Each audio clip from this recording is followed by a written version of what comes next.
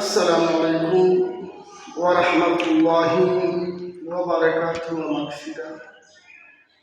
ইন্নাল হামদালিল্লাহ ওয়াস সালাতু ওয়াস সালামু আলা রাসূলিল্লাহ আম্মা বা'দ।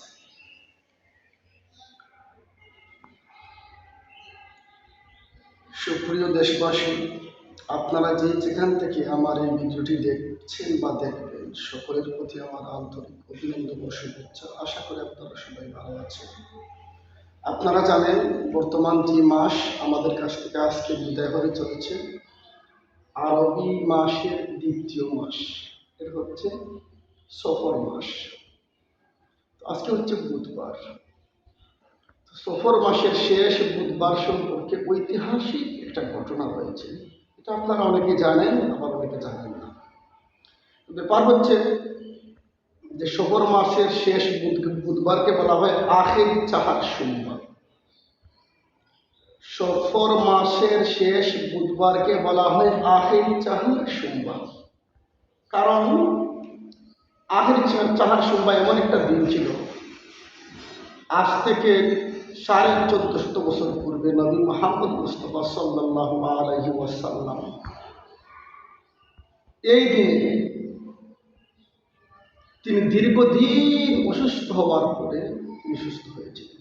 তো আজকে আমরা জানবো এই দিনে কি ঘটেছিল। সেই দিন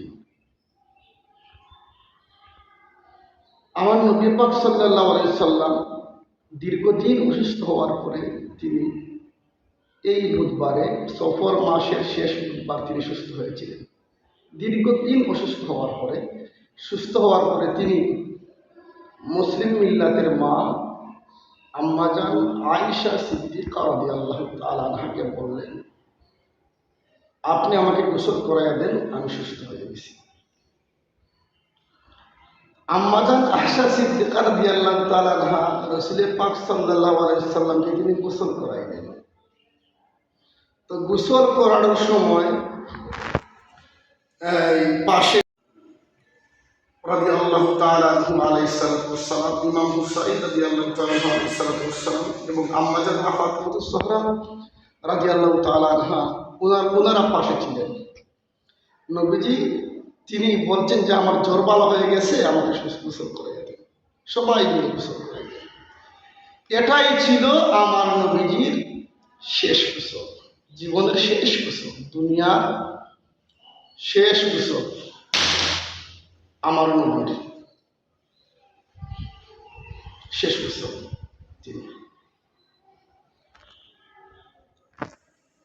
রাসূল পাক সাল্লাল্লাহু আলাইহি ওয়াসাল্লাম তিনি সুস্থ হওয়ার পরে মক্কা শরীফের মদিনাতুল মুনাওয়ারা মসজিদের মধ্যে কয়েক আসহাবে সুফফা মানে মসজিদের মধ্যে অবস্থান করতেন সাহাবায়ে কেরাম, এদেরকে বলা হতো আসহাবে সুফফা। ওনারা কি করলেন, সারা মদিনায় খবর ছড়িয়ে দিলেন যে রাসূল পাক সাল্লাল্লাহু আলাইহি ওয়াসাল্লাম সুস্থ হয়ে গেছে।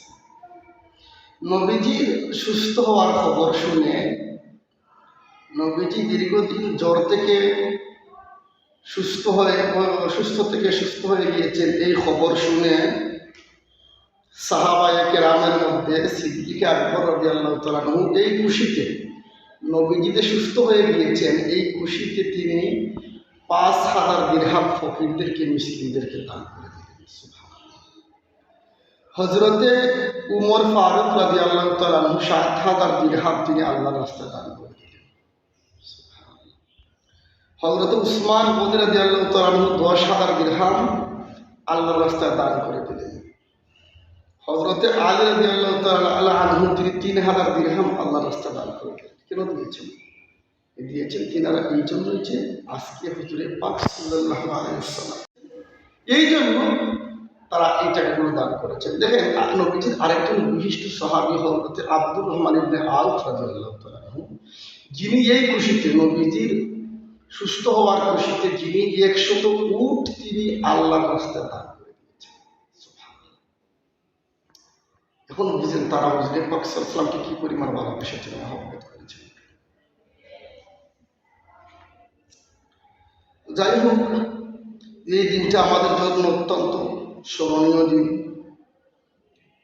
তো বুজুর্গানে দিন, উলামায়ে কেরাম, উলামায়ে আহলে সুন্নাহ, আল্লাহর বলিগণ, আল্লাহর কুতুব, গাউস, আবদালরা, আল্লাহর প্রিয় বান্দারা তারা বলেছেন যে কেউ আখির চাহারা সোমবার দিয়ে সফর মাসের শেষ বুধবারে যদি কেউ গোসল করে 2 রাকাত নফল নামাজ পড়ে, আমি পড়েছি আপনারাও পড়বেন, 2 রাকাত নফল নামাজ পড়ে যদি রোগ মুক্তির জন্য আল্লাহর দরবারে দোয়া করে, তার যদি কোনো রোগ থাকে আল্লাহ রাব্বুল আলামিন তাকে শিফা করে দেবে। এও বলা হয়েছে আখির চাহারা সোমবার দিনে কোরআন মাজিদের 6টি আয়াত রয়েছে, আয়াতে শিফা। এই 6টা আয়াত এবং 7টা সালামের আয়াত যদি কাঁচের প্লেটের মধ্যে লিখে অথবা কলা পাতার মধ্যে লিখে যায়, যদি ওই পানির মধ্যে ওই কাঁচের প্লেট অথবা কলা পাতা রাখিয়া ওই প্লেটকে অথবা কলা পাতাকে দ্রুত করে সে যদি পানি পান করে, তাহলে তার পাইলস বা গ্যাস রোগ ভালো হয়ে যাবে। সুবহানাল্লাহ, সুবহানাল্লাহ। যাই হোক, নবী পাক সাল্লাল্লাহু আলাইহি সাল্লাম তিনি এদিন সকালবেলা সুস্থ হয়েছেন, আবার বিকালবেলা দিনে অসুস্থ হয়ে গিয়েছেন। এই দিন একদিকে আনন্দ, আরেকদিকে দুঃখ। নবীজি সাল্লাল্লাহু আলাইহি সাল্লাম তিনি সুস্থ হওয়ার পরে সকালে সুস্থ হয়েছেন, বিকালে অসুস্থ হয়ে গিয়েছেন। এরপরে তিনি 12 দিন অসুস্থ ছিলেন। আবার এই 12 দিনের মধ্যে তিনি আর গোসল করতে পারেন নাই, করেছেন। তিনার ইন্তিকাল মোবারকের পরে তিনি শেষ গোসল তিনাকে করানো হয়েছিল।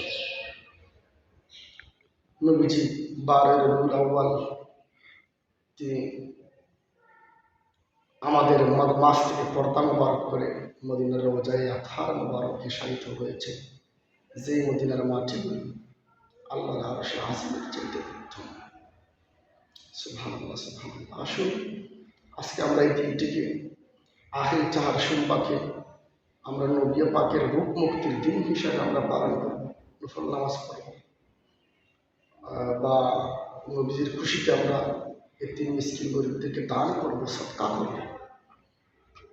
আল্লাহ যেন আমাদেরকে আজকের এই দিনটিকে সুন্দরভাবে পালন করার মতো তৌফিক দান করুন। আমরা সকলে করি আমিন। সবাই ভালো থাকবেন, সুস্থ থাকবেন। আজকে পর্যন্ত। আসসালামু আলাইকুম ওয়া রাহমাতুল্লাহ।